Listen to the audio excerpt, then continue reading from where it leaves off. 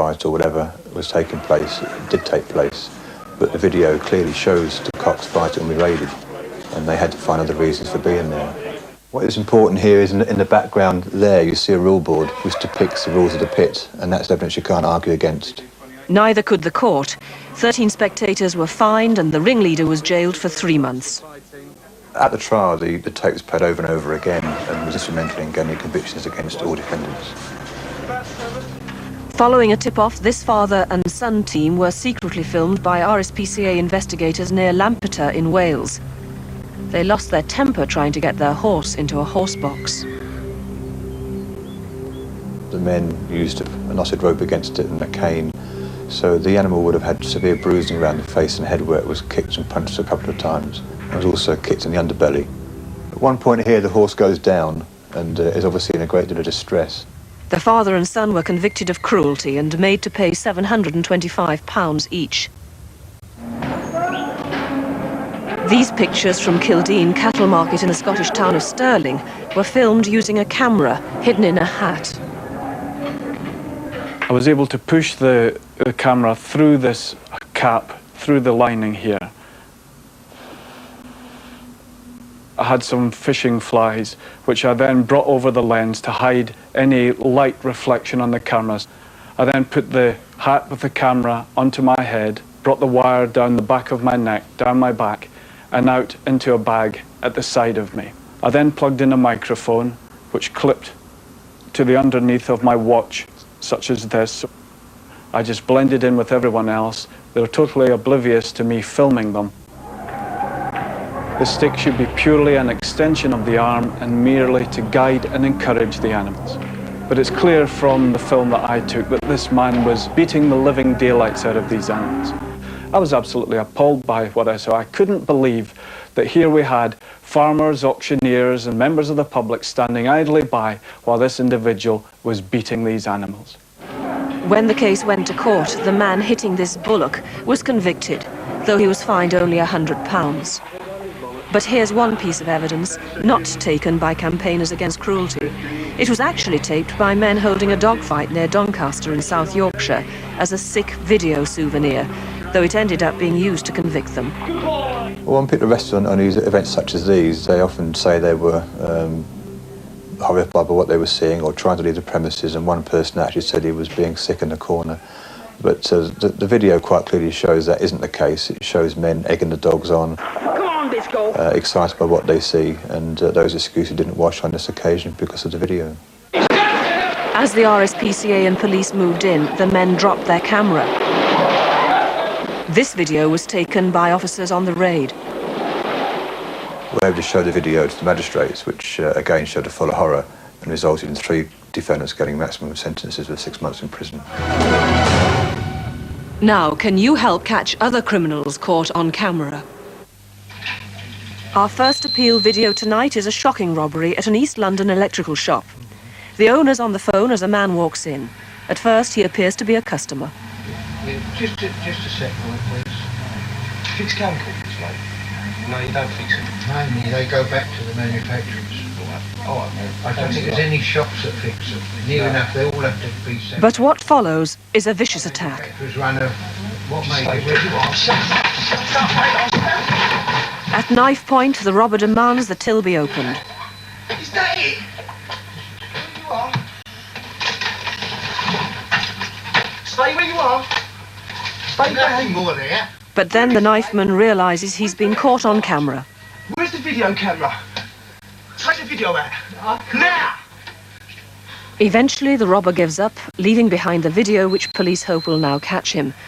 If you know who he is, phone Crime Stoppers on 0800 555 111. That's 0800 555 111. Calls are free, you don't have to give your name, and you may get a reward. It's that time of year when our minds may be far away, wondering where to book our next holiday. Perhaps we'll tape the fun and enjoyment. But for some, the video isn't a memento of happy times. It's a reminder of something they'd rather forget.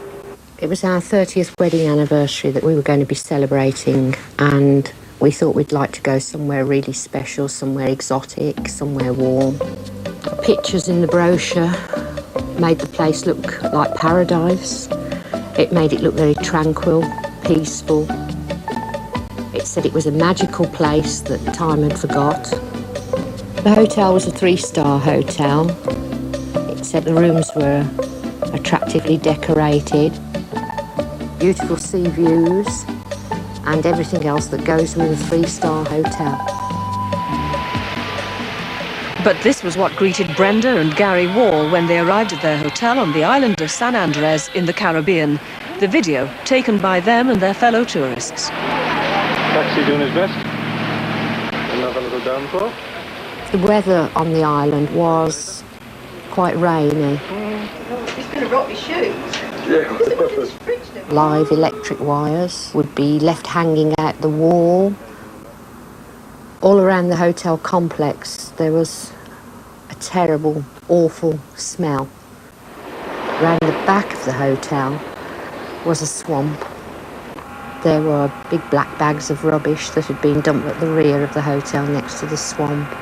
And all this was in the vicinity of the restaurants and the kitchens. We didn't record any treasured memories that we can look back on, but we have been able to come back with a lot of other sort of video footage to show the horrors of this place that we went on holiday to. Exceptionally large, cheerful, decorated twin rooms, 2 double beds with air conditioning, cable TV and bathroom. Ros Fernyhough also filmed her Caribbean holiday with her husband in the Dominican Republic. The brochure promised 4-star luxury. It promised 2 restaurants. There wasn't a proper restaurant. The bathroom roof leaked. There was water pouring through the ceiling. No water. There was no water coming through the taps because the water was disconnected. Even the toilet didn't flush. And we were paddling round the bathroom floor. The spa pool wasn't operational, it was filthy, as was the swimming pool. The whole place was an absolute disaster area. At the time, I was training to be a lawyer, and I knew that video evidence would be very persuasive. Back home, Ros was about to sue the tour company when it paid her and 7 other holidaymakers an out-of-court settlement totalling £5,500. The Walls Holiday Company has offered compensation too, but Brenda says it's too little too late and is now leading a group of over 100 people taking the company to court. We can prove with the video footage that we've got that our complaints are not unjustified, they're not exaggerated. And I would recommend to anybody, if they're taking a holiday, to take a video camera and record what it is you're going to be coming home and complaining about. We'll take a break there, but when I Spy returns, the thousands of cameras that watch the world's busiest train system. A police officer who tries to stop a fight is caught in the middle of it. And the man who's lost a bet in Las Vegas and wants his money back.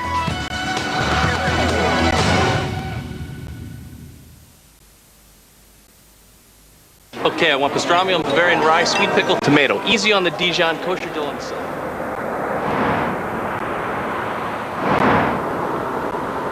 Excuse me, double decaf hazelnut latte, medium roasted Colombian beans, 2% milk.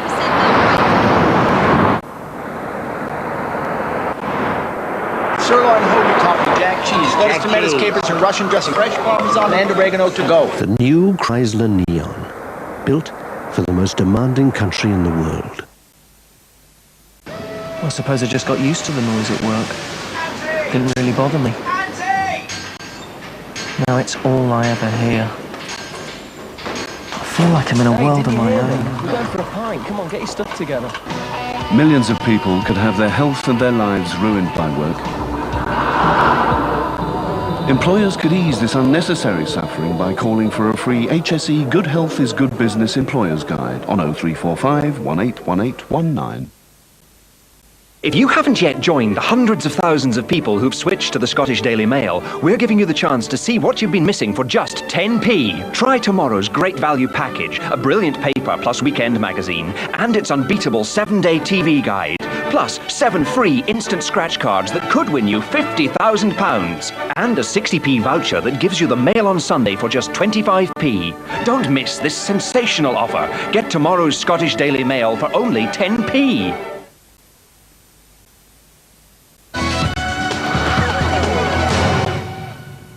Welcome back to I Spy. There are now so many security cameras, it's estimated that people out and about in an average town or city are filmed up to 20 times a day. The impact on crime is enormous, as we see in Street Watch.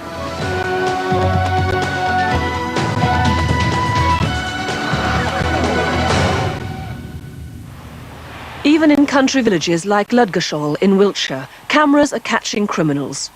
Everybody in the area had enough of this. It was a mini crime wave. And we'd already been burgled once in this pub, and we were getting a bit frightened. So we decided to set up the camera in order to try and catch people in the act. When thieves next struck the pub, the camera was waiting and got one of them looking straight into the lens. We see that he was a local man that we knew really, really well. The man was arrested and sentenced to 120 hours community service. And the pub has got a big screen TV where the video's been regularly played as an example to others.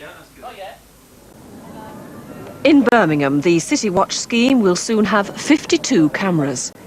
At 1:15 in the morning, a police officer finds himself in the middle of a fight. He's acting as a shield to protect the man in light trousers, who's being attacked by the other men, but they ignore the officer. As it's all being seen on camera, though, the officer knows reinforcements will soon arrive. The men were arrested, convicted of a fray, and bound over. Another night, and 2 youths attack a public phone. 400,000 call boxes are vandalised like this every year. Alerted by the CCTV operator, police arrive quickly. The vandals were convicted and fined £100 each. In Glasgow, another common crime problem. This man is after some dance music in Tower Records, but doesn't intend to pay for it. First, he removes security tags. Then, he slips the CDs inside his jacket. The man's picked up on another camera on his way out of the shop. He chats to a security guard, perhaps to test whether he's been seen. Eventually, he decides to leave, thinking he must have got away with it. But of course he hasn't. And also about to go wrong, an armed raid at this London off-licence. A first man walks into the shop, a second follows with a gun. But he hasn't bargained on the shop manager's Rottweiler, who jumps up to defend his master. The gunman flees. The other man sprays CS gas, but also leaves with nothing. Thanks to the video, he was charged with attempted robbery. The busiest trains in the world run in London and the South East. Every day, 3 million passengers travel between 1,200 stations. Perhaps not surprisingly, the region also has more than 3/4 of the crime dealt with by the British Transport Police. 2 pickpockets at Oxford Circus tube station in London's West End. But they're being followed by 2 plainclothes police officers. As one pickpocket goes for a woman's purse, the officers pounce. The pickpocket tries to get away, and a struggle begins. Having handcuffed the second pickpocket to a handrail on the train, the other police officer comes to the aid of his colleague. Over at Liverpool Street Station, a youth is trying to break open a vending machine. He's still at it when the police arrive. These offences are just 2 of thousands captured by one of the world's most advanced CCTV systems. It's the proud boast of the Transport Police that anyone committing a crime anywhere on their patch will at some stage be filmed. It's one of the little robbery teams down there. There are 1,800 cameras at train stations and 1,500 on the tube. They can be called up at the touch of a screen. What touchscreen technology is about is following offenders. Confirm Peckham Rye. It really is a case of wherever you go, you're being followed and we'll catch you. The output of every camera is recorded and stored. Since the growth in CCTV on the railway system, we've experienced successes with a whole range of crimes, including rapists, kidnap offenders, people responsible for large-scale thefts and robbery and so on. Early one morning, a man arrives at a siding at Farringdon Station in London with a stepladder. You can soon see its purpose. The graffiti artist even has his design all planned out. He was arrested and charged with criminal damage. One of the Transport Police's most successful video operations was this surveillance trap, set to catch drug dealers working outside the tube station at Camden Town in North London. Video cameras were initially used to corroborate the fact that the drug dealing was taking place. It also assisted us to identify who the main players were in this drug dealing, and where they were hiding their drugs and exactly how they were doing the dealing. Here a man is selling drugs. He then stashes his money in a drinks can and puts it by the railings. For 4 weeks, police kept up their surveillance. It was a question of waiting until enough of the main players were actually on the plot so that we could move in and arrest the maximum number of dealers on the day. Then came the decision for the police to strike. The doors into the tube station are slammed shut, cutting off the drug dealer's main escape route. Police swoop from all sides.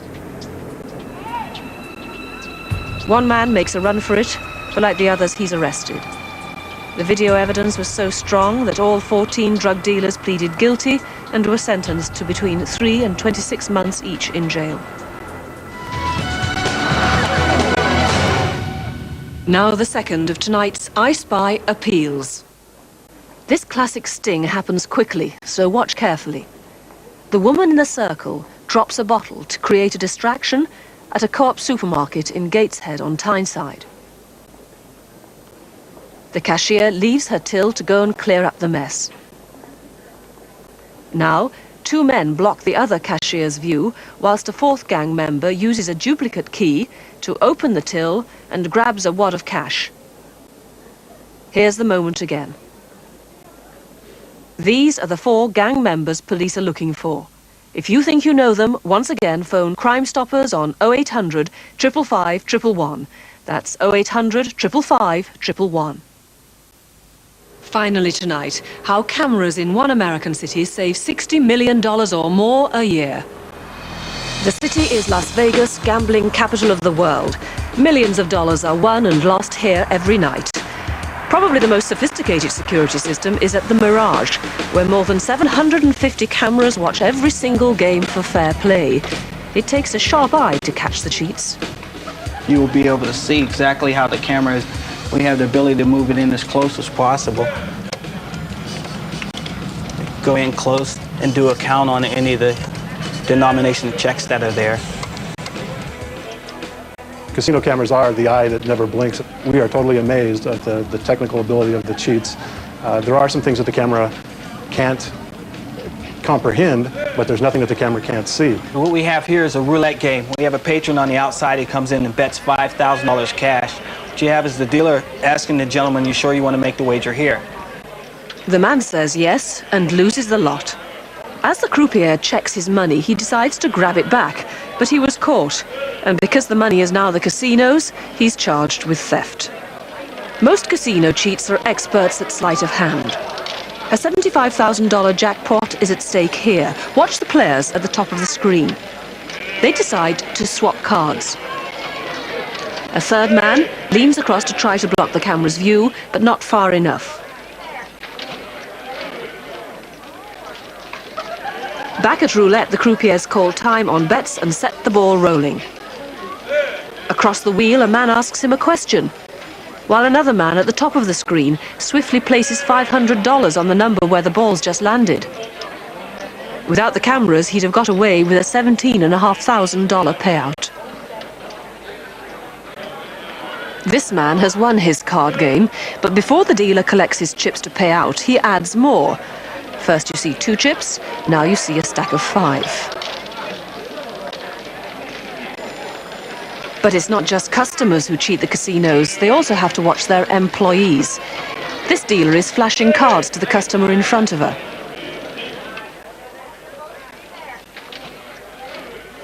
And everybody around this table is involved in a scam. That includes the dealer who passes the deck to be cut and allows it to be swapped. Had this game gone ahead, every player would have known every card coming up. Instead, the players and croupier were sent to jail. I've been in the courtroom many times when the defendant is watching the videotape and they'll just tell you, hey, I had no idea that I was on camera, that the camera would be that clear, it would be that good, or I never would have attempted it.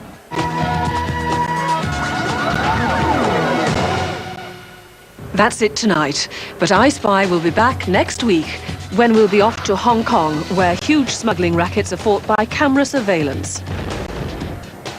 An extraordinary raid on a jewellery shop. This man says he has a back injury and is claiming compensation. And why Saxon the police dog is now called Robo-Dog. Yeah, he's found the person. Until then, good night.